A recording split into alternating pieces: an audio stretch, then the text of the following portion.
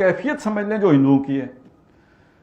हिंदू जो खास तौर पर ये आपने सुना जो राष्ट्रीय सेवक संघ है और संघ परिवार है जिनके मुख्तलिफ शेड्स हैं, उन्हीं का जो पॉलिटिकल विंग है जिसे बीजेपी कहते हैं, ये एक बहुत बड़ी ताकत है हिंदुस्तान में।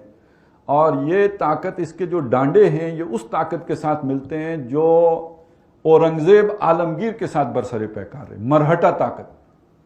ये जो मराठे हैं इनका भी कोई अपना एक यानी बड़े लड़ाका कौम है, बड़ा पोटेंशियल है और बड़ी ताकत, और इन्होंने मतलब इनके अंदर एक मज़ाहमत की ताकत है। औरंगजेब जैसे बादशाह को मुसलसल जिच करके रखा, उसे मेरा ख्याल है दिल्ली रहना नसीब नहीं हुआ।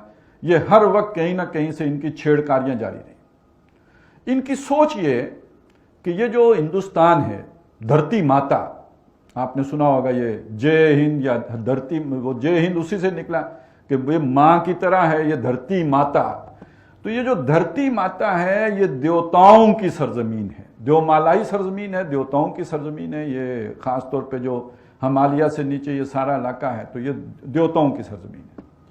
ये देवताओं की सरजमीन उसने दे दी है, मुंतकिल कर दी है, सपुर्द कर दिया देवताओं ने अपने मानने वालों को। मानने वाले कौन है? हिंदू।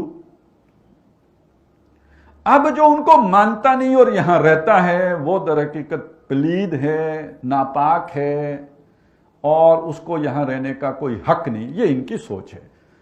ये वो मजहबी सोच थी जिसने इनको मुसलसल औरंगजेब के साथ मुजामत पर मजबूर किया था।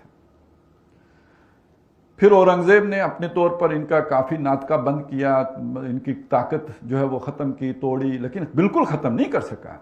दबाने में कामयाब रहा। औरंगजेब के बाद जब मुगलिया सल्तनत कमजोर हुई है, ये ताकत फिर उभरी है। और ये नबी सल्लल्लाहु अलैहि वसल्लम के दीन का ये वाला जो मामला, खास तौर पे उसका ये जस्टिस और अदल वाला मामला हिंदुस्तान में जिस शख्सियत ने सबसे भरपूर तौर पर सबसे पहले समझा है वो शाह वलीउल्लाह रहमतुल्लाह हैं। और शाह वलीउल्लाह वो शख्सियत हैं जिन्होंने मरहटा ताकत के इस उभार को भी देखा और उन्हें यह भी नजर आया कि हमारी मरकजी हुकूमत यानी मुगलिया हुकूमत इसको रोक नहीं सकेगी, मुकाबला नहीं कर सकेगी। तो उन्होंने अहमद शाह अब्दाली को खत लिखा और हिंदी मुसलमानों की मदद के लिए उनको आमादा किया। ये जो अहमद शाह अब्दाली ने हमला किया था, इसके पीछे जो जहन है, जो मास्टर माइंड है, जो जिनकी सोच कार फरमा है, उसके पीछे वो शाह वलीउल्लाह रहमतुल्लाह है। उन्होंने उन्हें दावत दी और बहरहाल अहमद शाह अब्दाली ने आके इनकी ताकत का जोर तोड़ा है। वगरना यह कि ये उसी वक्त मुसलमानों के साथ वो हो जाता, और वो जो हो जाता वो क्या है? वो उनकी सोच ये है कि हिंदुस्तान और स्पेन में मुसलमान बैक वक्त दाखिल हुए हैं सन 93 हिजरी में, और 1492 में स्पेन से मुसलमानों का खात्मा हो गया और हिंदुस्तान में ये भी बैठे हुए हैं। तो हम इनका वैसे ही खात्मा कर दें जैसे कि स्पेन से खात्मा हुआ था। तो बहरहाल अहमद शाह अब्दाली हमारे बहुत बड़े मोहसिन हैं कि जिन्होंने हिंदुस्तान के मुसलमान का तहफ़्फ़ुज़ किया और इस मराठा ताकत का सर कुचला। अलबत्ता कुछ अरसे के बाद ये फिर मुनज़्ज़म हो गए और अब इनके मुनज़्ज़म होने का दौर है। आज से यूं समझ लीजिए तकरीबन 80 साल 90 साल पहले जब खाकसार तहरीक उठी है तो हिंदू को एक खौफ महसूस हुआ, क्योंकि ये तकरीबन सेमी मिलिटेंट किस्म की एक तहरीक थी। बेलचा है तो बहरहाल बेलचा भी एक दर्जे का हथियार तो है ही, और उसके अंदर फिर ये कि चपरास चप भी है, यानी एक फौजी डिसिप्लिन भी है, नज़्मो ज़ब्त भी है। उससे हिंदू ने एक खौफ महसूस किया। उसके रिएक्शन में उन्होंने एक वैसी ही जमात बनाई, RSS, राष्ट्रीय सेवक संघ, और वो भी एक सेमी मिलिटेंट किस्म की जमात, और उसकी उन्होंने तश्कील की। और इसमें वो वॉलंटियर्स लेते थे जो शादी भी ना करें, यानी अपने आप को हमा वक्ती तहरीक के लिए वक्फ कर दें, और उनको बिल्कुल ऐसे नहीं कि कोई तनख्वाहदार होंगे। उसका अगर नक्शा हो तो अब हिंदू हैं वो बात कहने को दिल नहीं करता, लेकिन ये कि समझाने के लिए कि वो यानी अपना आप को ऐसे वक्फ कर देते थे जैसे असहाबे सुफा ने अपने आप को वक्फ किया हुआ है, वो शादी तक नहीं करनी। और इसके दो कैडर्स होते थे, एक चालिक है, एक प्रचारक है। प्रचारक उनके मुबल्लिगीन जो बाकी लोगों को हिंदुत्वा की जो है वो दावत देने वाले, उबारने वाले, मजहब के लिए खड़ा करने वाले, اور چالک وہ ہیں جو ان کے منتظمین ہیں، ناظم وغیرہ جو ان کو چلانے والے اور چال چلانے والے، یہ چالک ہیں. جس کی شادی ہو جائے وہ اس بنیادی کیڈر سے نکل جائے گا. جب انہوں نے پولیٹیکل ونگ بنایا تو وہ پھر اب اس میں چلے جاتے ہیں. ابھی آپ نے مودی صاحب نے شادی کی ہوئی ہے لیکن چھپا کے رکھی ہوئی ہے، بتائی ہوئی نہیں ہے. یہ وہی چکر ہے سارا، جو ان کا جو نیوکلس ہے پھر اس میں نہیں رہ سکتے کہ جس نے شادی کر لی ہو. تو یہ ہے در حقیقت وہ مرہٹا طاقت جس نے پھر RSS کی صورت اختیار کر لی. اور اس وقت ان کے جنون کی کیفیت کا اگر آپ نے اندازہ لگانا ہو، پہلے تو ان کی طاقت کا اندازہ لگائیں. طاقت اگر ان کی دیکھنی ہو تو بابری مسجد کی شہادت دیکھیں. کانگریس کی حکومت ہے جو سیکولر ہے، اور اس حکومت میں وہ اپنے لاکھوں والنٹیئرز کو لے کے نکلتے ہیں. اچھا آپ ذرا سوچئے، آپ 1000 آدمی کو مشتعل کر کے لے کے آئیں نا سڑک پہ، وہ آپ کے کنٹرول میں رہے گا؟ وہ وہاں جاتے ہی پتھراؤ کرے گا، پتہ نہیں کیا کیا کرے گا، جو آپ نہیں بھی چاہتے وہ شروع کر دے گا. لیکن یہ لاکھوں لوگوں کو لے کے نکلے ہیں، کوئی جلاؤ نہیں، کوئی گھیراؤ نہیں، کوئی فتنہ نہیں، کوئی فساد نہیں. ایودھیا گئے ہیں، مسجد گرایا، واپس آ گئے. جس مقصد کے لیے گئے وہ پورا کیا، اس کے سوا کچھ بھی نہیں کیا. اس حد تک ڈسپلنڈ اور آرگنائزڈ لوگ ہیں. اور اگر آپ نے دیکھنا ہو کہ ان کی پینیٹریشن سوسائٹی کے اندر کتنی ہے تو وہ ہندوستانی اینکر سے پتہ چلے گا آپ کو.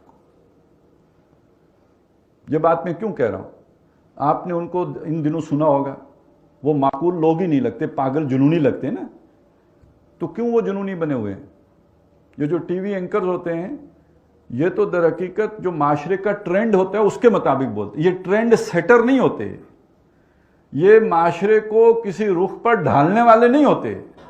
انہوں نے دیکھنا یہ ہوتا ہے کہ معاشرے میں کیا شے پسند کی جاتی ہے، ریٹنگ تو اس سے بنے گی نا، لوگ کیا پسند کرتے ہیں. تو اگر وہ آپ کو جنونی صورت میں پاگل پن کے دورے پڑے ہوئے نظر آتے ہیں ان کے اینکر، تو در حقیقت معاشرے کی ڈیمانڈ یہ ہے، معاشرہ پاگل ہو چکا ہوا ہے. کس نے کیا ہے؟ اس راشٹریہ سیوک سنگھ نے کیا ہے. اور اسی کا مظہر یہ ہے کہ یہ الیکشن جیتا ہے، نریندر مودی الیکشن جیتا جو پوری دنیا میں بین تھا، ڈکلیئرڈ ٹیررسٹ. اس لیے کہ گجرات میں جو کچھ اس نے مسلمانوں کے ساتھ کیا، امریکہ میں تو اس کا داخلہ منع تھا.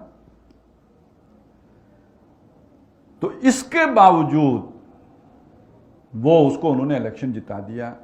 اور اب ان کا ذرا تصور ذہن میں لائیں. میں نے آپ کو بتایا ان کی سوچ کیا ہے. ان کی سوچ یہ ہے کہ یہ پوری دھرتی ماتا کس کے لیے ہے؟ ہندو، صرف ہندو کے لیے.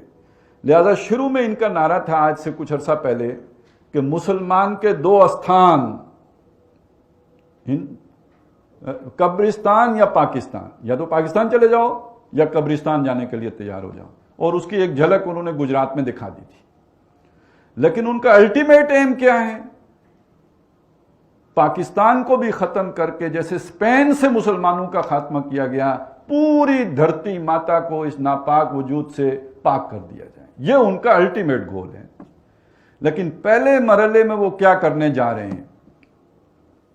اس وقت آئین سازی میں، چونکہ ہندوستان کا آئین سیکولر آئین ہے، وہ عیسائیوں کو، مسلمانوں کو، سب کو ایکول رائٹس دیتا ہے، یعنی برابر کے شہری ہیں.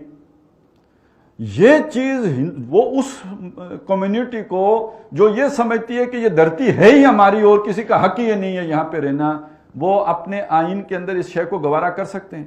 لہذا انہوں نے کبھی اپنے اس آئین کو نہیں مانا ہے. گاندھی جی کو قتل کرنے والا اس تنظیم کا ایک فرد ہے، اس نے قتل کیا ہے. اسے بڑی ناراضگی تھی کہ گاندھی نے یہ چیز کی کیوں ہے، مسلمانوں کو یہ حقوق کیوں دے دیے ہیں، اس لیے قتل کرا دیا. وہ اس آئین کو نہیں مانتے اور وہ چاہتے ہیں کہ آئین کے اندر تبدیلی کی جائے. اور اس تبدیلی کے راستے میں بس ایک رکاوٹ باقی ہے، 2/3 اکثریت. کیونکہ ایک تو انہیں چاہیے ہوتا ہے کہ جو بھی ان کی ریاستیں ہیں، شاید 29 ہیں یا 30 ہیں، ان میں سے آدھی ریاستیں اس ترمیم کے حق میں ہوں، وہاں اکثریت آپ کو حاصل ہو. تو 22 میں اکثریت حاصل ہے، وہ مسئلہ ہی نہیں.